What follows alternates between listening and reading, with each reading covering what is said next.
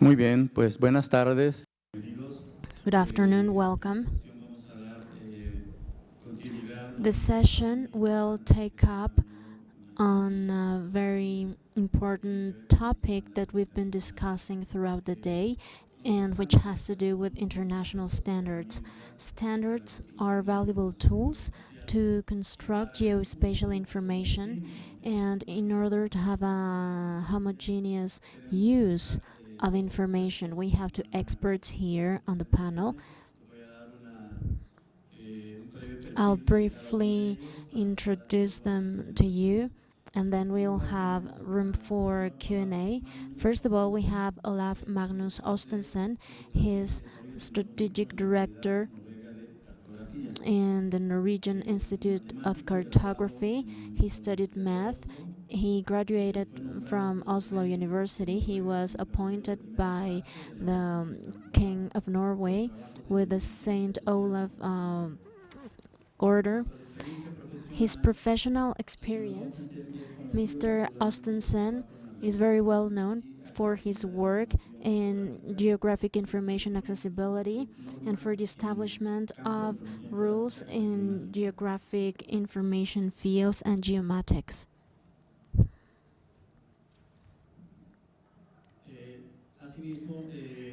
Likewise, he has worked for the Ministry of the Environment.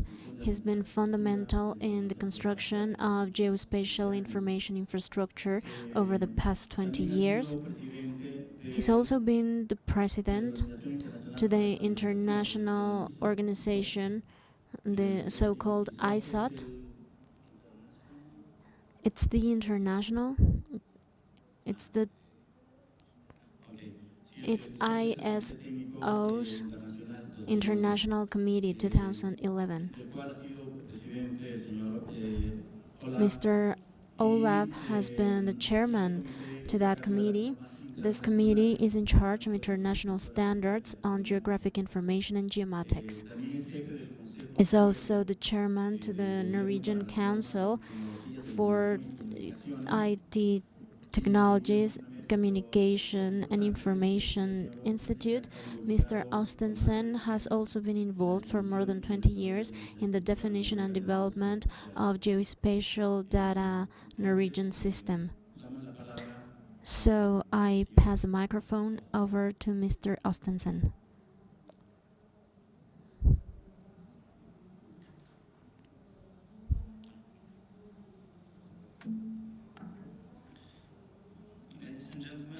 Damas y caballeros, muchas gracias por esa amable presentación. El día de hoy voy a darles una presentación que se encuentra dividida en dos partes, las actividades ISO, y también les voy a dar un informe que escribimos acerca de la agencia del Consorcio de Organización Geoespacial, también que habla de las actividades de administración de la información geoespacial. En primer lugar, como ya lo mencionaron, en esta conferencia el reto que estamos enfrentando como sociedad actual es un reto global, el desastre ambiental, la crisis económica. Todo eso nos afecta a todos. También hay oportunidades. Los mercados nuevos, los mercados regionales y los mercados globales son mercados donde se puede utilizar la información geoespacial para apoyar las actividades. El propósito de los estándares internacionales es pasar de componentes aislados a tener datos asegurados que sean interoperables, que sean fáciles de pasar de una frontera a otra, que sean con autoridad y con buena calidad.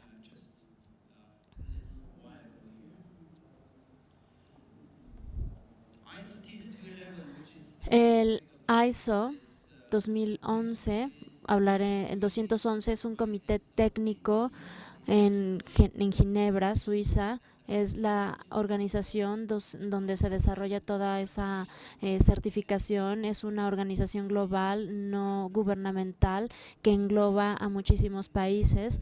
Se estableció a finales de los años 40 y las Naciones Unidas reconocen a esta entidad como autoridad certificadora. El Comité Técnico 211 es un comité que tiene que ver con la geomática y con la información geográfica. Tenemos un alcance que alcanza un rango muy amplio de accesibilidad a la información, compartición de información. También tiene un enfoque para solucionar temas globales, humanitarios, el establecimiento también de infraestructuras geoespaciales que contribuyan al desarrollo sustentable. Todas estas son metas del Comité Técnico ISO 211. Son metas ambiciosas, pero esperamos cubrir la mayor parte de ellas. Los retos son mucho más grandes a nivel organizacional y a nivel legal.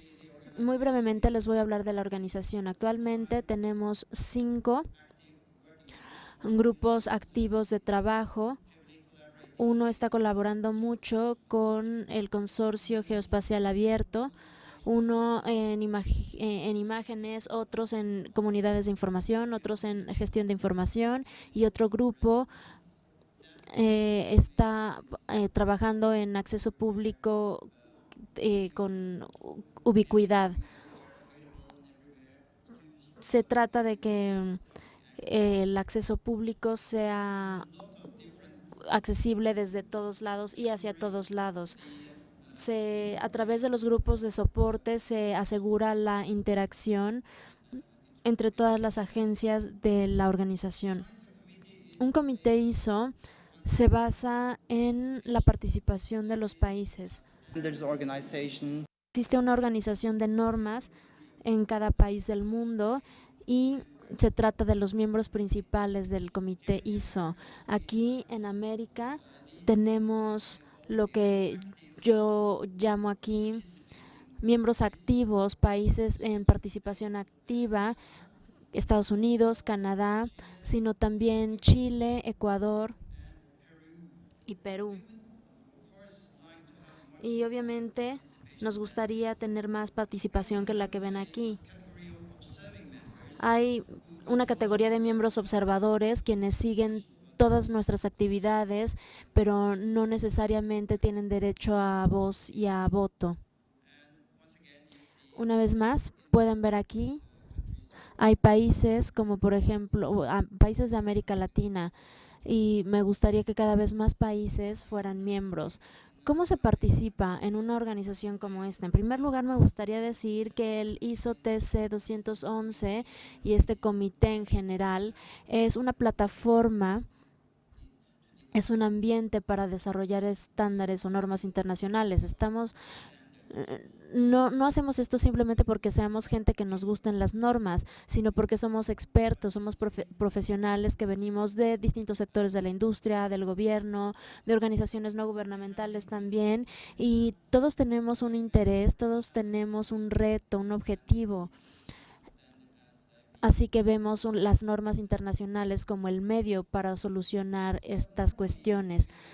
Normalmente tenemos los cuerpos de los miembros que organizan los comités de miembros a nivel internacional. Un comité puede consistir de personas de la industria privada y del sector público también. Tenemos también muchas contribuciones provenientes de organizaciones internacionales. Estos vínculos externos, por así decirlo. No voy a hablar en detalle de esta diapositiva, pero bueno, me gustaría enfatizar el hecho de que la cooperación con el Instituto Panamericano de Geografía e Historia, que tiene su sede en la Ciudad de México, también colaboramos con el Comité Regional de las Naciones Unidas para la gestión de información geoespacial. Ven también otras organizaciones afiliadas que son muy importantes también. Aquí hay una conferencia, esta conferencia para empezar está copatrocinada por las Naciones Unidas. Me gustaría aprovechar la oportunidad de decirlo. Entonces, todas estas entidades toman un papel activo como miembros.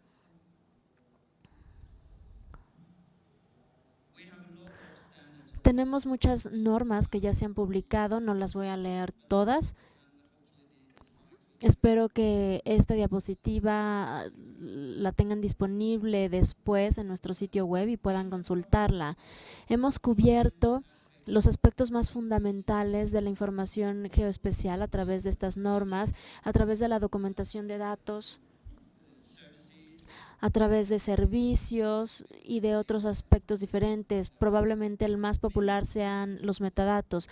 Muchas de estas normas bueno, hay 3 diapositivas dedicadas a las normas, funcionan en conjunción con otras organizaciones, con el Consorcio Geoespacial Abierto, por ejemplo. Entonces, muchas de estas organizaciones siguen el proceso ISO y obtienen el sello ISO que las faculta como autoridad al final del proceso. Este es un ejemplo de cómo implementamos lo que nosotros llamamos plataforma ambiental para el desarrollo de estándares internacionales. No lo hacemos directamente en el comité, sino que también hay documentos que vengan de otras fuentes y que podemos avalarlos. Se habla de un desarrollo que en el futuro se va a convertir en algo mucho más fuerte y grande. Les voy a contar un poco más sobre estadísticas. Tenemos 58 normas internacionales, especificaciones técnicas e informes. Tenemos 24 proyectos en vías de desarrollo con alrededor de 250 expertos nominados. Estamos hablando de los miembros activos participantes. Hay más de 1,600 personas que se han involucrado a nivel internacional desde el inicio. Y el próximo año vamos a celebrar nuestro aniversario. En cierto modo, iniciamos al mismo tiempo que OGC, y OGC es probablemente la organización con la que hemos colaborado de forma más cercana a través de los años. Esto muestra que la colaboración lleva a un buen puerto, especialmente teniendo la adopción de normas internacionales como los pilares básicos del trabajo de OGC. Hay más información en este sitio web si quieren visitarlo. Ahora me gustaría hablar de este informe muy interesante que hicimos para el Comité de Expertos de las Naciones Unidas sobre gestión de información geoespacial. El panorama general era: siempre se había reconocido que las normas eran un aspecto fundamental de la gestión de la información global geoespacial, y en Nueva York en el año 2012 se propuso que las organizaciones que emitían normas trabajaran en conjunto con respecto a los temas que se ponían sobre la mesa por parte de las Naciones Unidas, estas iniciativas globales. Entonces se hizo un primer borrador de este informe en Doha, en Qatar. En este foro de alto nivel se escribió un informe completo que en este verano en Cambridge se aprobó. ISO tiene una colaboración a largo plazo con las Naciones Unidas. Es una entidad ya reconocida por las Naciones Unidas. Tenemos su apoyo total, y como ya mostré, hay otras organizaciones que participan con ISO y con la afiliación a las Naciones Unidas. También están estas agencias del lado derecho, el UNGGIM, Asia Pacífico, etcétera. El Consorcio Geoespacial Abierto es otra organización que participó en este esfuerzo y redactó el informe. El Consorcio Geoespacial Abierto, como ya lo dije, es una de estas entidades. También la Organización Hidrográfica Internacional tiene también sus propias normas. Aquí se cubren 2/3 de las actividades importantes que están ocurriendo en el mundo, y también la actividad marítima cada vez va a ganar más importancia. Es por eso que esta organización apoya mucho a las iniciativas de las Naciones Unidas, y es por eso que nos pareció natural incluir a la organización al momento de escribir este informe. Como ya lo dije, tenemos una muy buena colaboración con estas organizaciones desde que iniciamos en 1994. La IHO está construyendo nuevos estándares con base en nuestra serie ISO. El informe se estructuró alrededor del inventario de problemas o de temas que se designó en las Naciones Unidas. Hay 90 que caen dentro de este marco nacional, regional y global. Se quiere establecer acomodos institucionales y legales, así como marcos comunes. Se quiere acumular capacidades, especialmente en los países en desarrollo. Se quiere fortalecer las capacidades. Se quiere asegurar también la calidad de la información geoespacial y se quiere vincular esta información con la geoestadística. Voy a saltarme a la siguiente diapositiva. Ahora voy a hablar de los resultados. Nosotros mapeamos nuestros estándares, nuestras normas. Hay 9 temas principales y pueden ver que ya existe un rango de normas que cubren los aspectos de estos temas. Les explico un poco más. Esta es una diapositiva un poco más comprensiva. Se muestra cómo es que nuestros estándares caen en la categoría de la compartición de información, acceso a los datos y documentación, y hay otros estándares en otros campos que también abrazan todo esto. Ahora, ¿cuáles serían las nuevas actividades en el campo de las normas y cómo se puede dar más apoyo a las iniciativas de las Naciones Unidas? Estas cifras son un poco más indicativas, más reveladoras que el resto de las cifras.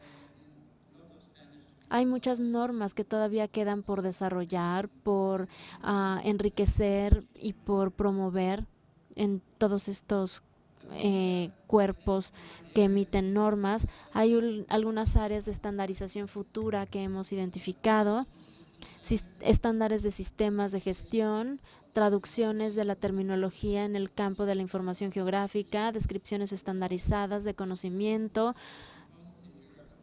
habilidades y competencias en la ciencia de la información geográfica, aseguramiento de calidad para datos de crowdsourcing, ontologías, acuerdos de licencias estandarizadas, requisitos de estandarización para identificarse por parte del ISO 191-61, referencias geodéticas. Hay algunos problemas globales en este aspecto. Hay más sobre domicilios, esquemas de asignación de domicilios, y también muchas veces los datos estadísticos pueden relacionarse con algunos ejemplos de estandarización en el futuro. Tenemos también observaciones inmediatas que se derivan de este reporte. Hay también ya normas maduras que son muchísimas. Existe también una falta de guía para identificar los subgrupos clave que pueden ser significativos para una iniciativa como el GGIM de las Naciones Unidas. También hay una falta de políticas y de marcos legales para satisfacer las normas que se requieren. Así que esta es una meta y un reto para el futuro que en los próximos días vamos a seguir discutiendo. Con frecuencia las normas son complejas. El tratar de leer la norma puede ser complicado, así que también hay una falta general de capacidades y de tener un conocimiento profundo de dichas normas. También el alcance general de las normas, las capacidades de capacitación son de los principales obstáculos en cuanto a la implementación de las normas que se tienen que atacar en el futuro. Existe también información. Hemos desarrollado una guía de normas en 6 idiomas, incluyendo la versión en español, y me da gusto decirles, hoy en día en la Ciudad de México tenemos la versión en español, que es la versión más actualizada gracias a los esfuerzos de Antonio Rodríguez, que está sentado aquí a mi lado. Y esto se va a publicar muy pronto. También tenemos aquí algunas recomendaciones. Estamos pidiendo un compromiso activo por parte del Comité de Expertos de las Naciones Unidas a nivel estratégico para soportar las normas y para instar a las naciones a que actúen de acuerdo a los marcos. Por otro lado, también queremos que todas las entidades apoyen las iniciativas de las Naciones Unidas dentro del OGC. Queremos también que se mejoren las normas. Queremos solicitar cambios y actualizaciones. A esto nos referimos cuando hablamos de compromiso. También instamos al GGIM de las Naciones Unidas a convertirse en miembro de ISO para que tengan una influencia todavía más directa dentro del comité y el entorno del medio ambiente se beneficie de todo esto. También estamos pidiendo desarrollos de políticas consistentes, así como está pasando ya en Europa con Inspire. Inspire es el marco legal que es obligatorio para que las naciones europeas lo implementen. Queremos llegar a ese nivel y se basa mucho en los estándares internacionales ISO y de OGC.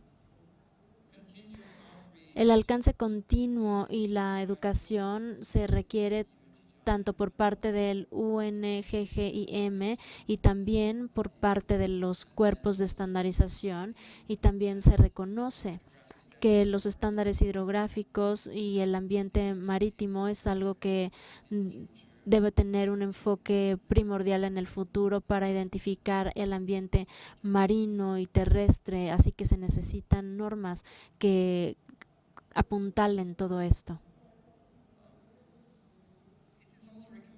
Se recomienda también que la actividad del UNGGIM para el desarrollo para el desarrollo sustentable de un mapa global se base en las normas existentes, y también probablemente estas sean algunas de las especificaciones que resulten de esta actividad y que se conviertan en estándares internacionales. Así que este es un panorama general breve acerca de este informe. Si quieren saber más, bueno, consulten el sitio web ggim.un.org. Ahí va a haber mucha más información. Muchas gracias.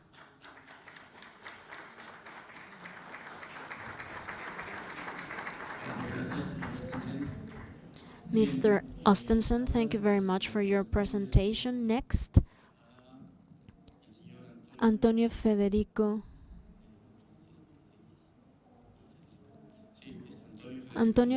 Rodriguez Pascual will take the floor. He is the Chief of the Infrastructure Area on Geographic Information by INEGI, dependence of the IGN Spain. He was born in Madrid, and he's an engineer on physical sciences by Madrid University. He worked in the body of engineers and geographers in 1993. During 4 years, he worked for the Center of Technologies on the technical committee. Sorry, there are some acronyms that I cannot read here. Mr. Rodriguez Pascual works at the National Geographic Institute from Madrid, Spain. He has more than 27 years of experience in geomatics, IT as well, and he specializes in technology, metadata quality, spatial data infrastructure, web services, and project management. He's also experienced in the coordination of working teams. He is professor of the Technological University of Madrid, and right now he has a chair on geographic location, spatial data, and neocartography. He has published a number of articles in books and magazines, and he also has presented more than 20 times in different conferences and seminars nationally and internationally. He's been professor in more than 50 seminars and courses on geographic information, infrastructure of spatial data, metadata, quality, and normalization. And he also has a personal blog on literature about these topics. Without further ado, well, now you have an idea of the profile of our special guest, and now I will pass the floor over to him.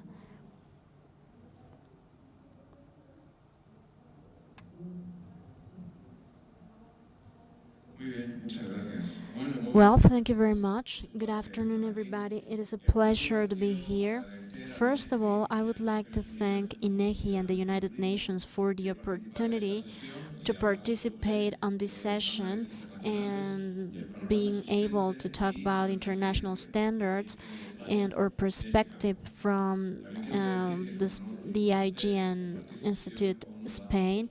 And it's such a pleasure and an honor to share this panel with Olaf.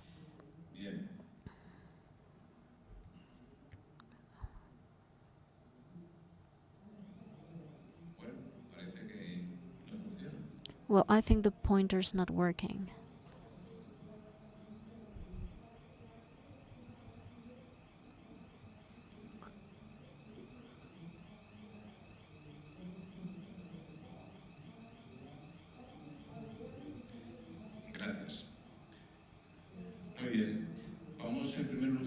Well, first of all, let's summarize the importance of standardization. Then we're going to make a difference between standards and guidelines.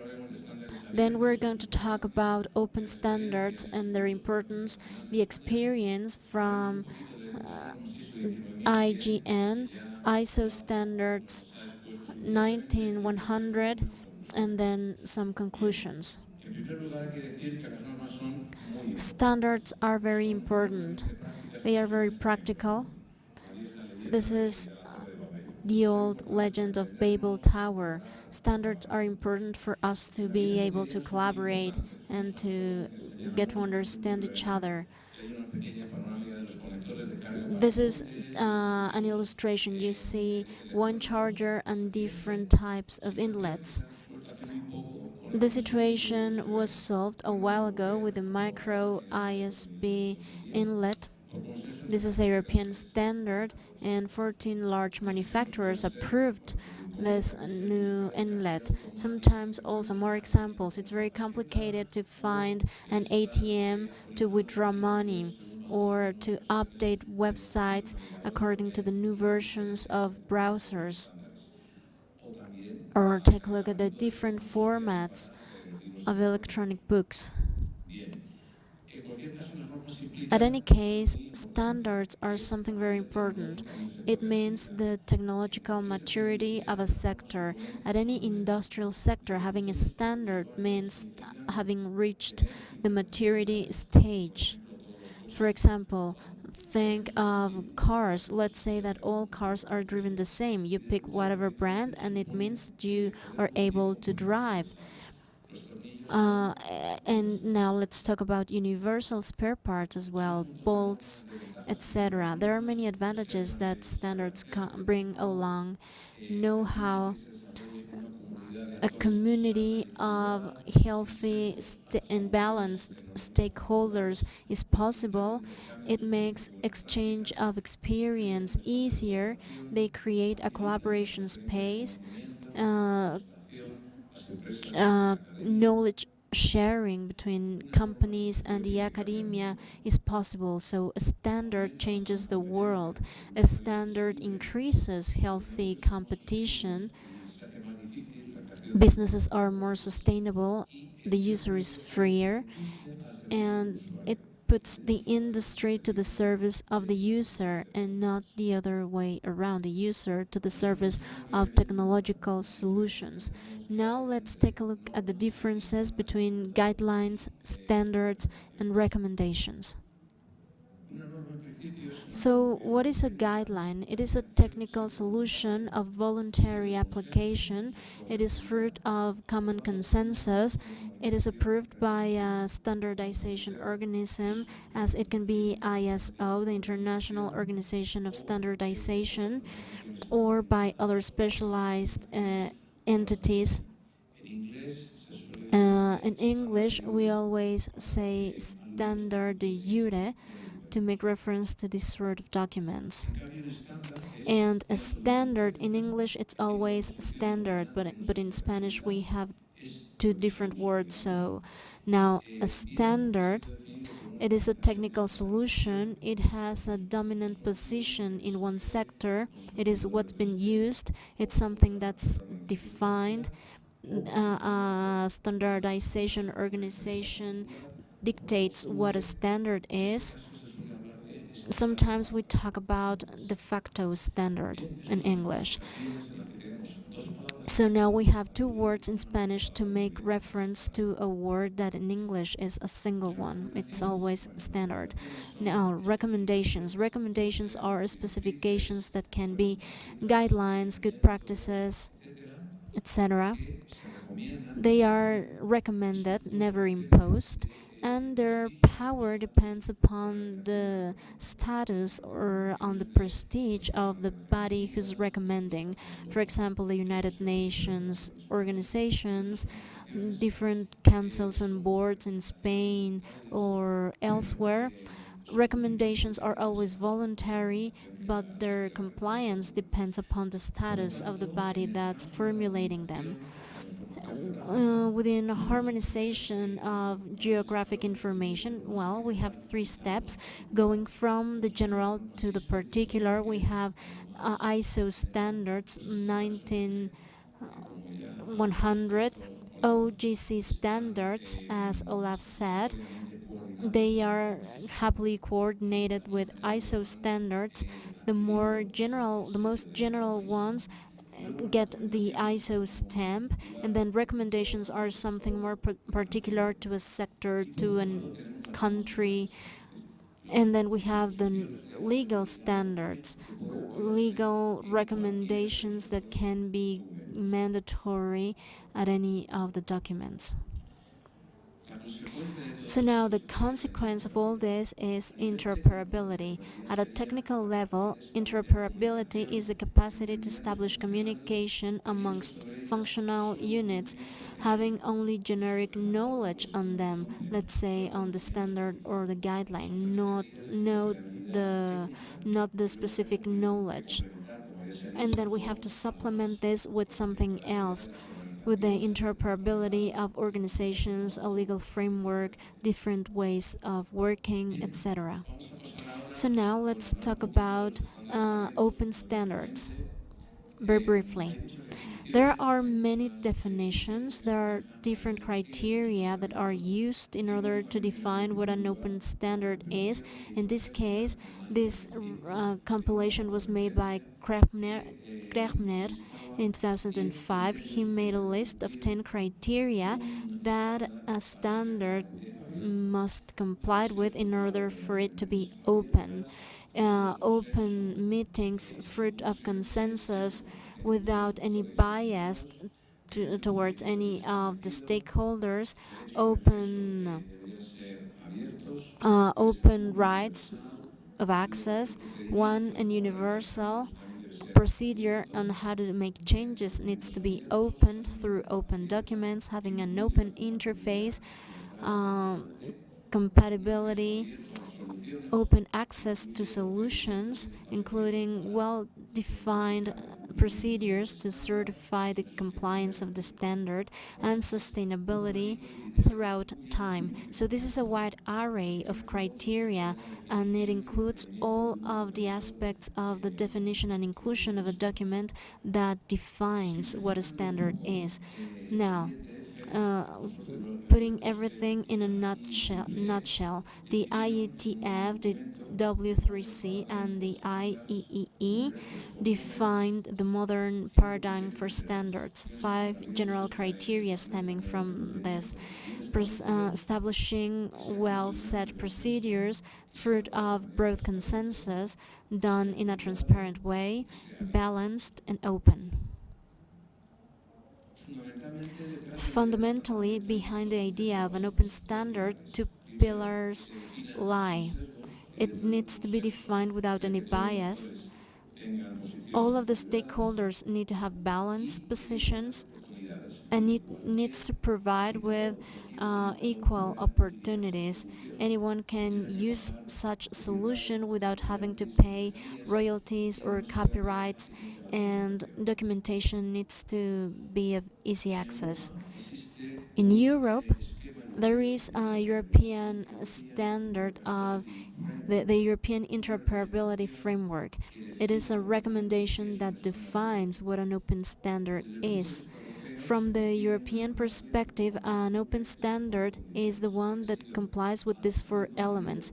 The one that has been adopted and kept by the community, accessible description, it can be free from cost or having a free license, used without royalties, and used without restrictions. In Spain, we have a legal framework that talking about reuse of information and regarding interoperability, this scheme defines what an open standard is. There is a Royal Decree 4, 2010 that obliges public administration bodies to have technological neutrality, that this is not to discriminate the user based upon technological solutions that have been used.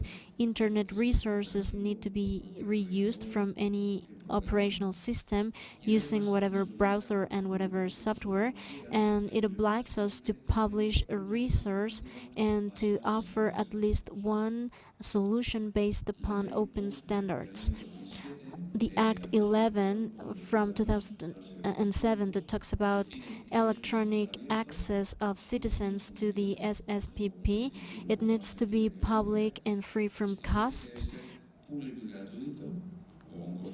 or you need to pay something symbolic, and 2, the application needs to come without copyrights or royalties. Now let's move on towards reality, talking about the open standard European regulation. What's our situation in IGN in Spain?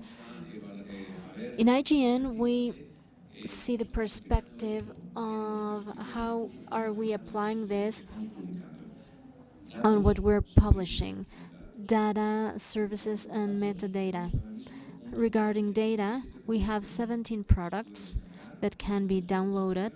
At our download center, you can see a format, a summary of the formats available for downloading. The Spanish criteria of the National System of Interoperability, 88% of such products are accessible through an open standard. And if we use the most restrictive point of view of the European interoperability standard, we would be talking about 47% of them. So some of the de facto standards, which are not 100% open, are present there, but little by little we're presenting alternatives, open office, text formats, etc. Those types of solutions. Now, regarding the data, where we're evolving, first of all, we are undergoing a transition process, and we have a regulatory European system, the Inspire framework, and we need to stick to the European sets of regulations. regarding vectorial data, we have a GML solution, we have an ISO standard, and regarding raster, we have a GPEG format, which is a combination of ISO and IEC. So for the coming year, we will have 100% of open standards as what is defined in the Interoperability European Standard for Open Standards. Right now, we are publishing 42 web services on geographic data. All of them are based upon OGC standards. They are open standards. And regarding metadata, we are publishing more than 40,000 records of metadata. We're also using open standards, the ISO 19100 Inspire. We're using open standards. I'm not gonna go in detail about the ISO 19100 standards. Well, I will just say that they are open standards. They are coordinated with the OGC standards. It is a broad and complex family of standards. There is a very well consolidated core of standards.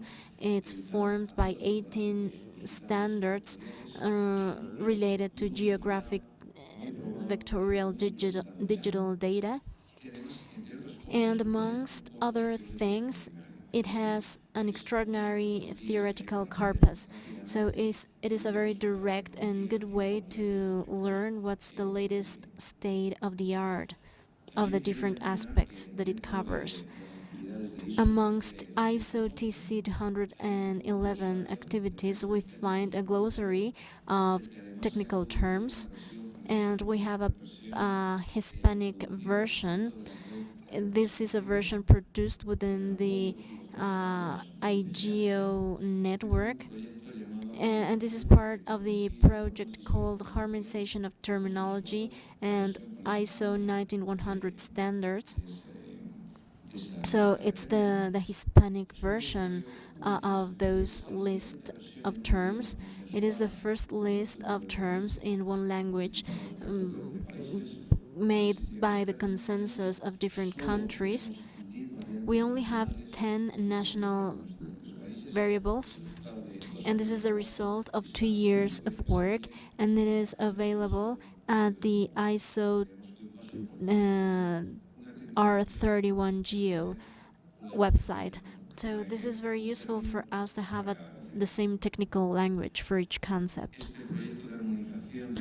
This harmonization project of terminology and ISO 19100 standards has new challenges. One of those challenges is the standard guide ISO TC211 that will be available next month, as Olaf said. It is published by the IPGH. There is a version in Spanish that goes along with the Hispanic glossary, and we want to make progress in terms of the harmonization and consensus of national translations of ISO 19100 standards. We're going to start by this standard, the ISO 19152 standard. And to wrap up, I'm going to mention 2 things that I think is pending in our agenda. And these are 2 obstacles of remarkable importance. There is no interoperability of use licenses.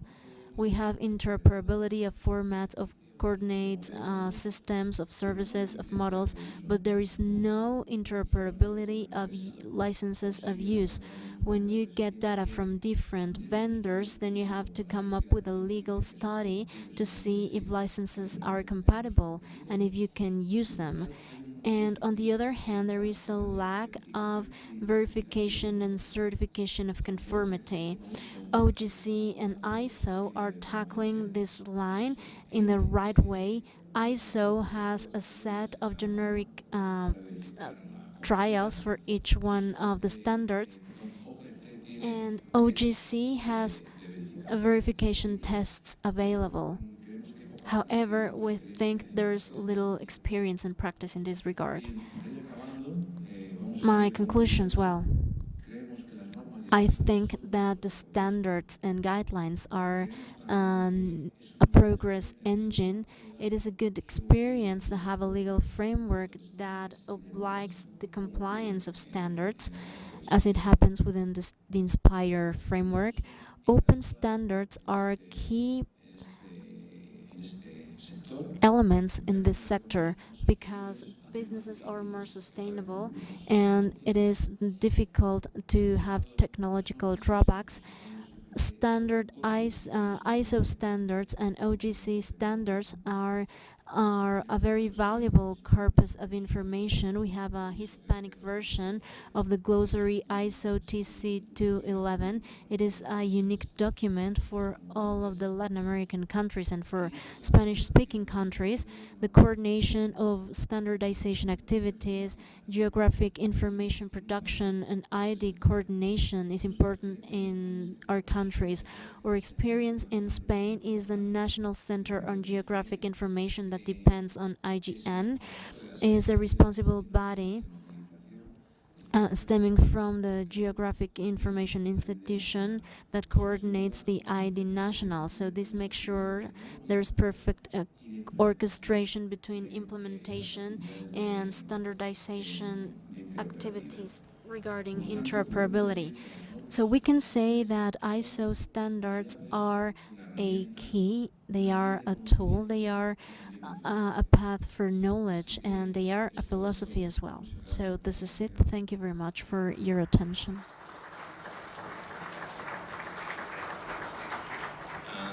Thank you very much for the simultaneous translation. Y muchas gracias también por la interpretación simultánea. Gracias. Thank you very much. Now we have a Q&A session.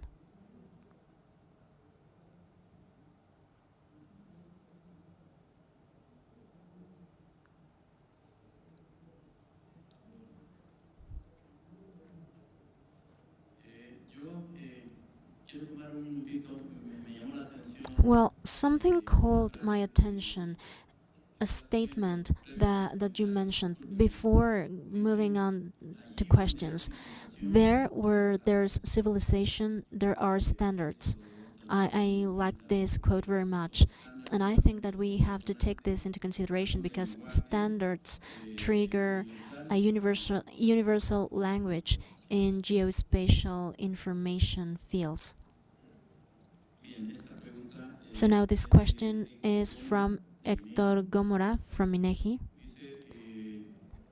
And it reads, for those of you who have acquired ISO standards, is it possible to ask for clarification of doubts?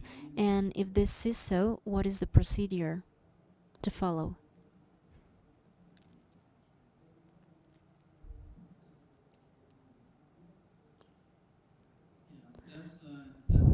Esta es una buena pregunta, a la cual en este momento no tenemos una muy buena respuesta. Hemos estado trabajando con OGC para crear un sitio web y Mark probablemente sepa mejor cuál es el estatus de este sitio. Queremos un sitio operativo donde todo el mundo pueda dar sus comentarios, sus sugerencias sobre cualquiera de las normas. De lo contrario, también se tiene la posibilidad, obviamente, de proporcionar esto al secretario del comité y esta persona, a través de ella, bueno, y se le dará respuesta. También hay organizaciones y los distintos cuerpos que pueden dar respuesta a las preguntas de acuerdo al lugar de donde provenga la pregunta. Y también las organizaciones internacionales podrían resolver los cuestionamientos, pero esperemos que pronto exista la herramienta en línea para resolver esto. We have another question here from Bonfilio Pasos Galuba. He comes from the mayor of San Luis Potosí City. What are the similarities between amongst ISO 9000 standards?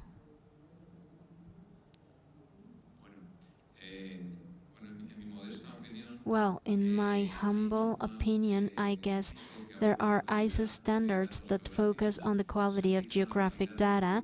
They apply to the quality of the final product, and the ISO 19100 standards apply to the quality of the production process, and they guarantee that the production process takes place in a homogeneous way, and what you aim to produce is what's been produced. I think that is a fundamental difference. ISO 9000 is process quality, and ISO 19100 and associated standards are related to the quality of final product of associated products. Well, if there are no further questions, I would like to thank our speakers, and please let's give them a hand.